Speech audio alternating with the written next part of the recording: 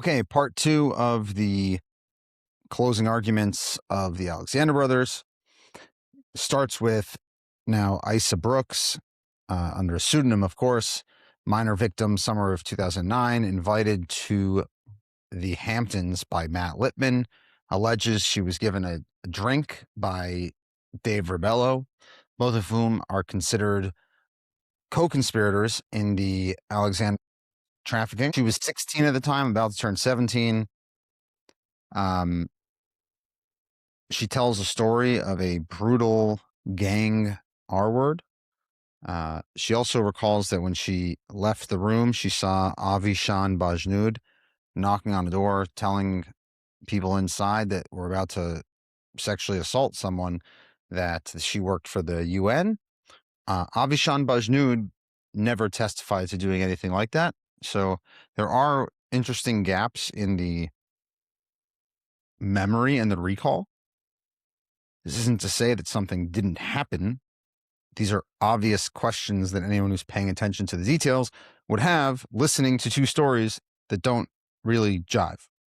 They both thematically say that something bad happened, but the actual allegations don't make sense and don't work in unison. So that's a natural question there.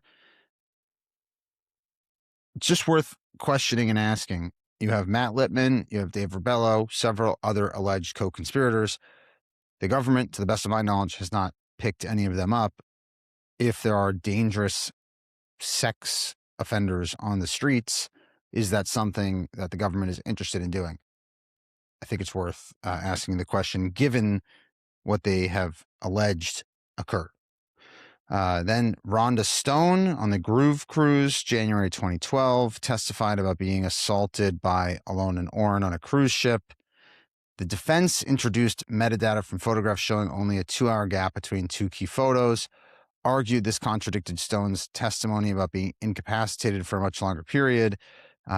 Also, her sister testified that she had talked about effing twins in like a positive sense, not in a I was just abused sense, which the defense certainly crossed on and was very interested in making clear. You then have Lindsay Acree, which is count 2. I've gone over this ad nauseum. Check out my other YouTube video. I think it's a question whether or not the prosecutors are forced to look if Lindsay Acree potentially committed perjury. I think it's an interesting question. Tons of different issues. Perhaps the most important, that she alleges this now happened Memorial Day weekend of 2011, and she ID'd Eric Yechezkel in a photo lineup. Eric Yechezkel has definitive proof he was not in the country Memorial Day 2011. She also said that Tal Alexander did this to her, and he didn't have access to the house in which she claimed this happened.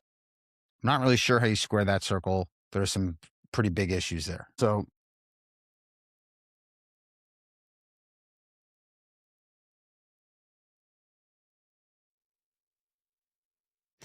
okay, then we go to count 12, which is Oren Alexander and Ido Berneker having sex with a woman who was 17 years, 10 months at the time. The government was trying to say that this was an assault. The defense making a case that everyone was inebriated, but it was not an assault. The issue with the videos is whether it's essentially strict liability and how the statute is understood. If the intention was to produce the video, or if they produced the video while they were already engaged in a sexual act, that is the essential question when it comes to count 12. There were a number of things back and forth. I wrote about on my Substack. You can go check it out, about how those words are interpreted.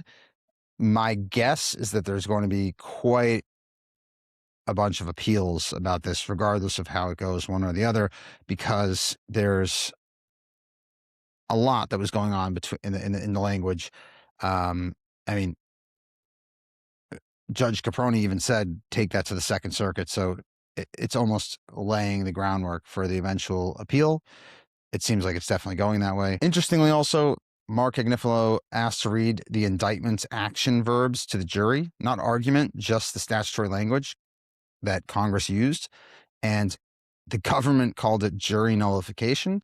And Judge Caproni agreed and said, quote unquote, of course it is. So both the prosecution and the court concluded that letting the jury hear what the statute actually charges might produce an acquittal.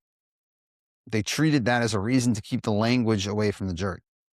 And the prosecution's own position, the statutory text read honestly, might not reach what the defendants did. So again, I just want to go into the video thing one more time here. So it's the alleged victims, Amelia Rosen, 17 years old in April of 2009. There was the issue about the birth certificate, but the judge let it in. Look for that on appeal if Orrin is convicted here. AUSA Jones described the video, quote, when you saw him set up a front-facing camera on the laptop, adjust its angle, then climb into bed with the drugged-out Amelia, you knew what you were seeing. When you saw him pick up her limp legs and climb on top of her lifeless body, you knew what you were seeing. Jones also quoted what Orrin said on the video in Hebrew, yes, now I captured it all, I made a recording. Section 2251 requires for the defendant to engage in sexually explicit conduct with a minor, quote, for the purpose of producing a visual depiction, end quote. Not while producing one, not after producing one, for the purpose of it. Jones's own description of the timeline undermines the government's theory. Orrin gave Amelia an Ambien. He took photos of her, filmed her in the living room. Then, after all of that, set up a laptop camera and climbed into bed.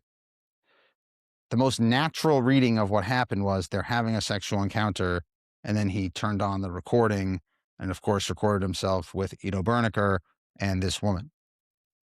It wasn't as if there was a pornography producer arranging a shoot. This is someone who turned on a camera to record a sexual encounter that was already happening. The argument is that can also be made by the defense that even pressing record is not enough. So even if you're intentionally pressing record, it's not enough. It has to be that is why you engaged in this act. But both the prosecution and the court ruled that that's not the case, as it could be one of the purposes. So there's an argument about the statutory language and how that should be understood. There was a lot of back and forth on the juror questions as well, and a lot of disagreement, a lot of room that will eventually, in my guess, would end up in appeals. It's going to come down to ultimately how the jury understands the statutory language. I think there's going to be a consensus in the room that Tal, Orrin, and Alone were not the nicest guys. I think that will be a consensus in the room. Question is whether that meets the standard of federal sex trafficking. That's an entirely different question. And that's been a core argument I've been making during the length of this trial. They are not on trial for SA or the R word. It is a sex trafficking case.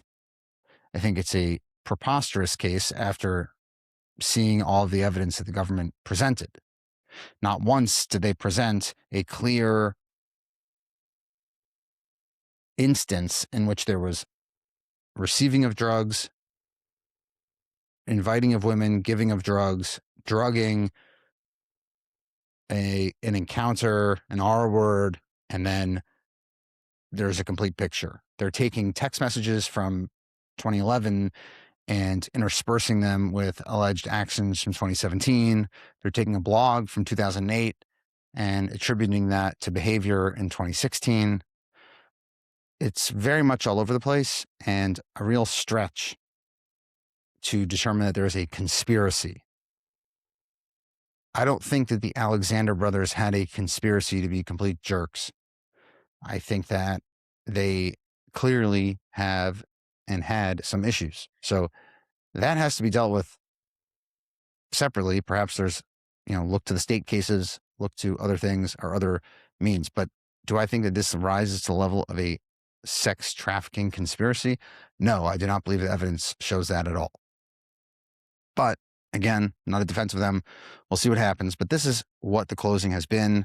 And I'll give you more feedback and alerts on what is going on Substack and here further on YouTube. So feel free to like, comment, share, check it out. Um, Again, any thoughts, leave them, drop them in the comments, and be more than happy to respond. I appreciate everyone who's taking the time to check it out.